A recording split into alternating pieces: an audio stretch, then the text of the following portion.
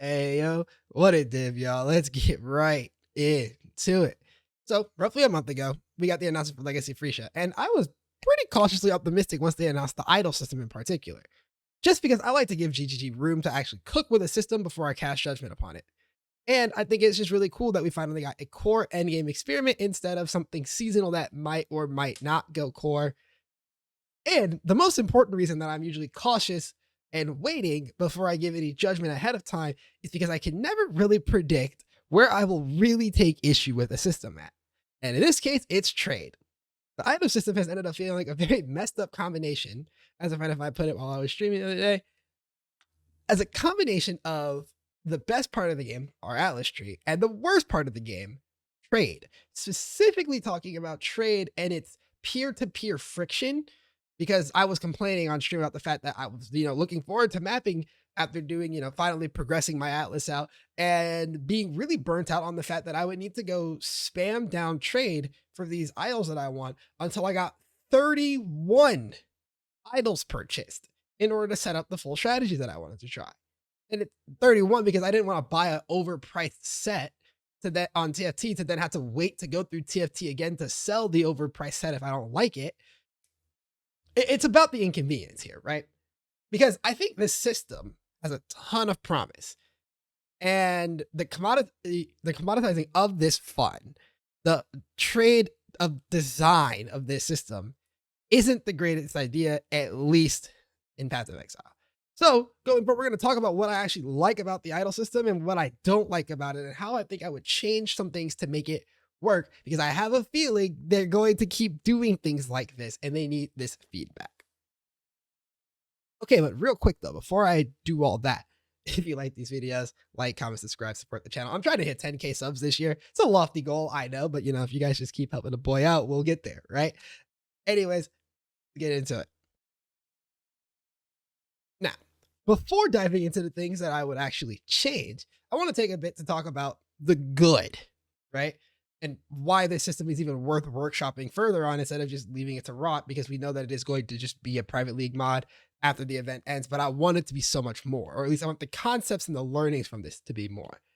This system has two major strengths over anything that we've had so far in PoE 1 in terms of juicing. One, the ceiling of variety of effects that is just truly a different level in both categories, ceiling and variety. There are some specific examples that I think have been stronger previously when you talk about X per hour or diff per hour, but there's never really been a time in which single mechanics could be juiced themselves to such a degree, right? And you might be thinking about like stronger eras such as, Nem 4 or like original Delhi after the first buff came through, right? Where you would just slap thousands of monsters into a map and make them go crazy with, again, original daily rewards or Nem 4. But that's not the efficiency of the mechanic itself. That's just making it give its rewards more often.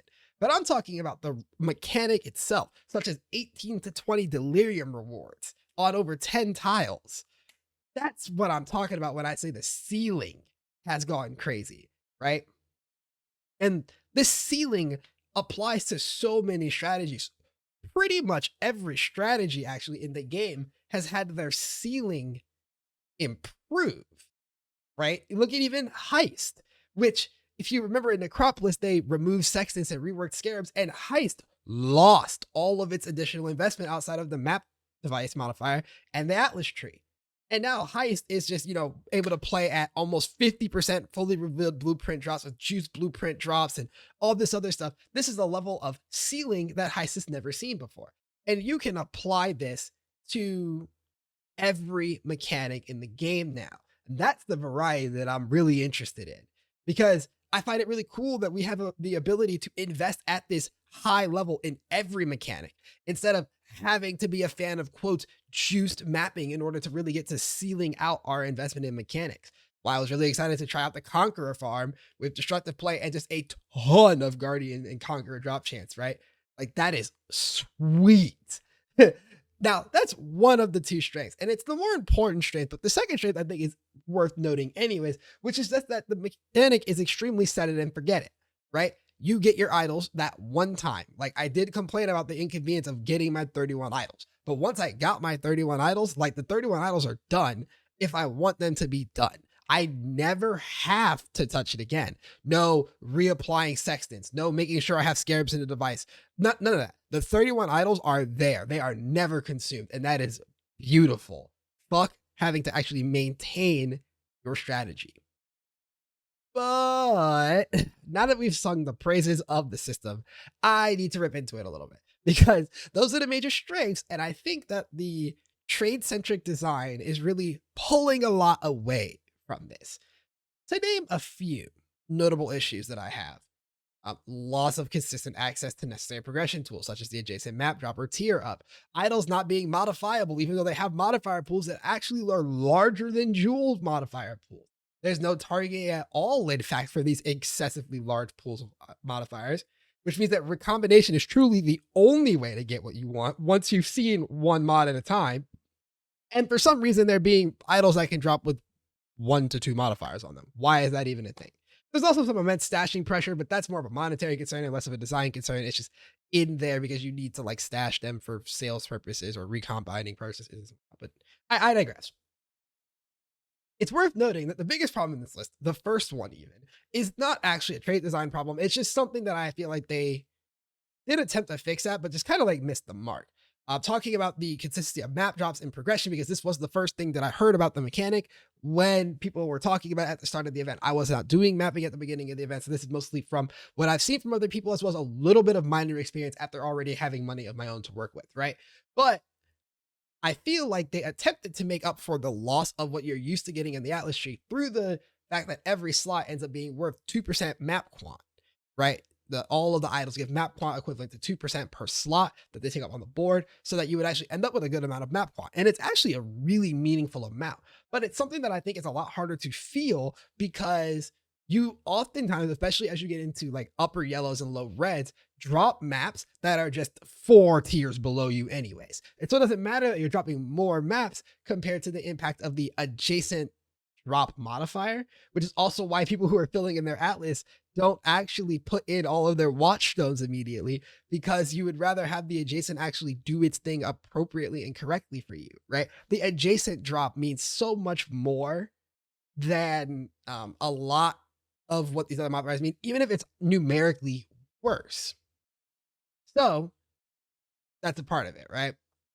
I think the consistency and progression thing can be fixed pretty easily, though. It's just like not the biggest of problems. Just I think, again, I feel like we feel it worse than it actually is, which that's a problem for another video.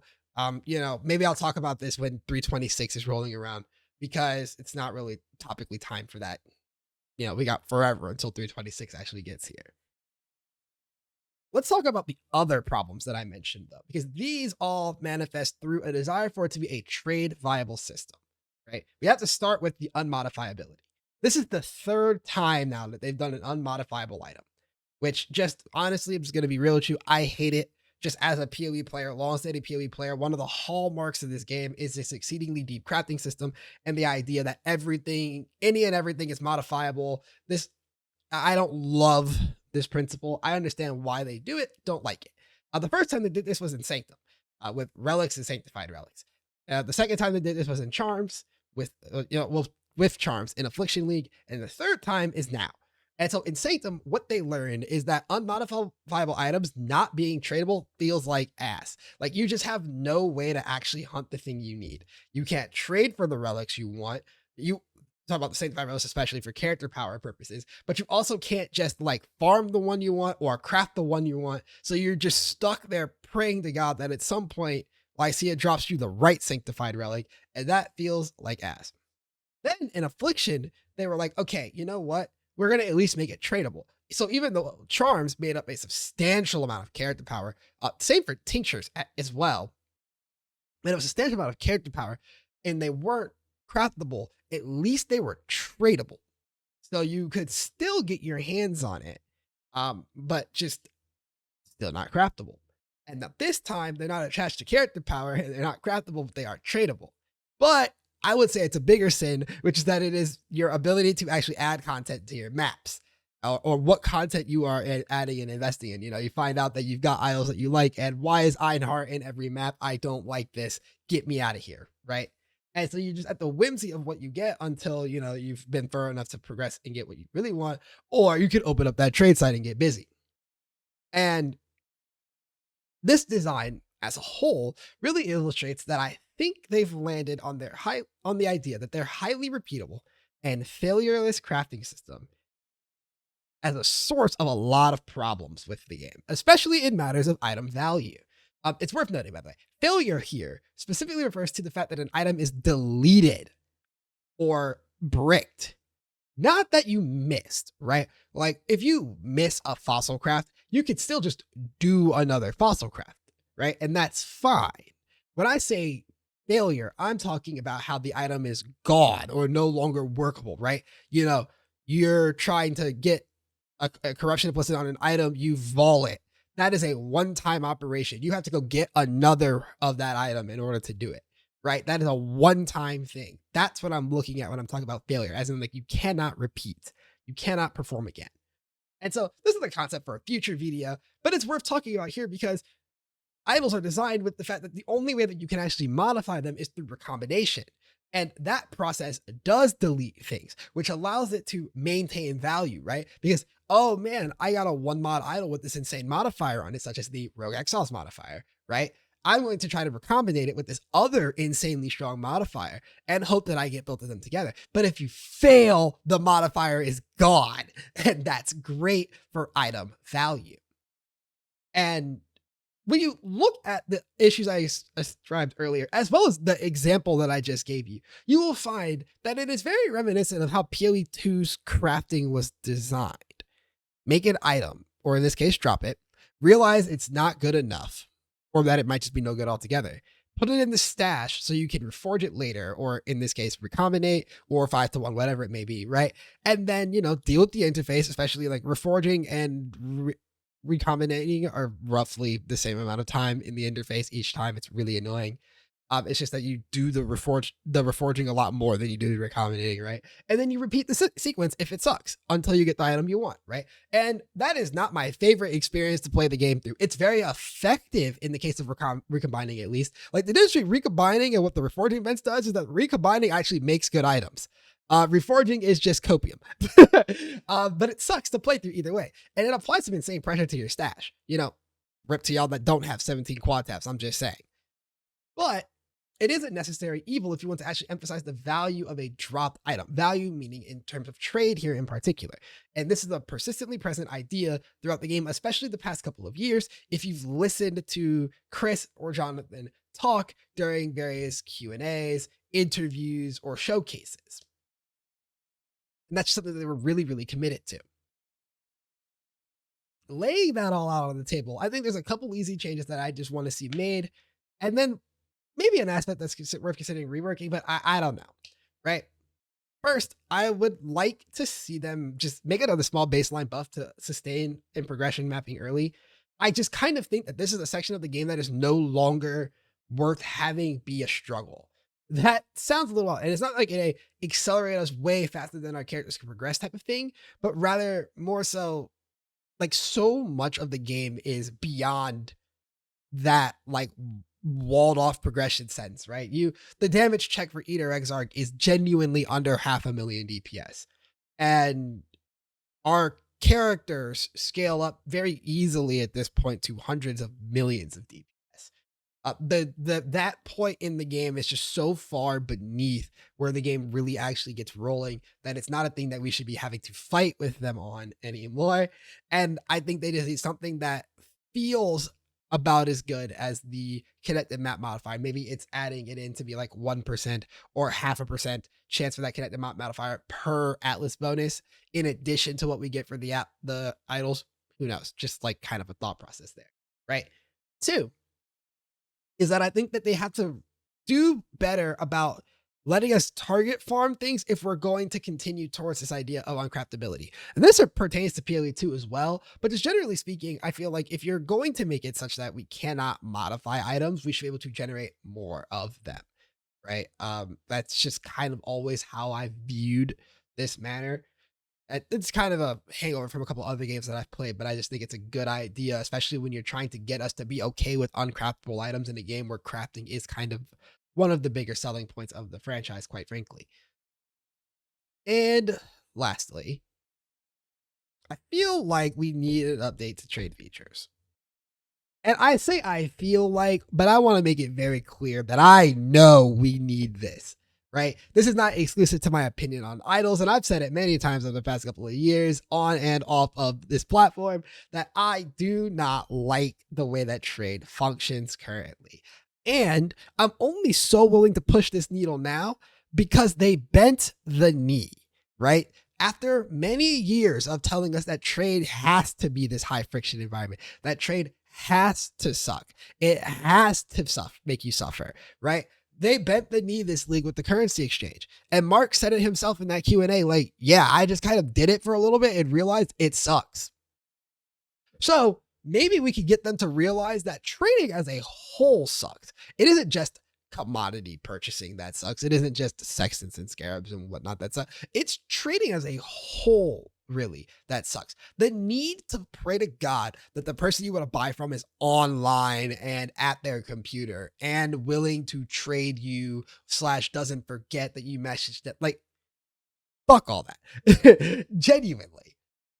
Like, if you got to figure out some stuff regarding, flipping and whatever, do it. But what I do know is that it is high time that they figured this one out, especially if, again, they're adding systems that I can't circumvent that process on, right? It's not like how sometimes with items and whatnot in PoE, I will just decide I'm going to slam an essence and say, fuck it.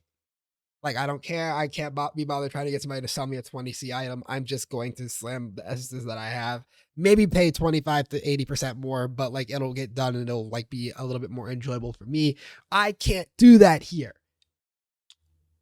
So it's time to make some change, right? Because I think until they make this change, until they spend the time, which who knows when the hell they're going to have time for this, right? With all the things they have going on with PoE 1 and PoE 2 otherwise. But I think until they do this, they're going to continually run into problems with ideas that I think would have been really cool otherwise that just get ruined because of how bad trade actually ends up being to interact with should you have to go through other people.